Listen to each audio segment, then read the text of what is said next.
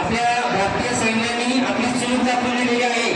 आम्हाला जर संधी दिली तर क्षणामध्ये आणि आमचे शत्रू राष्ट्र नक्कीच बेचिराग करू।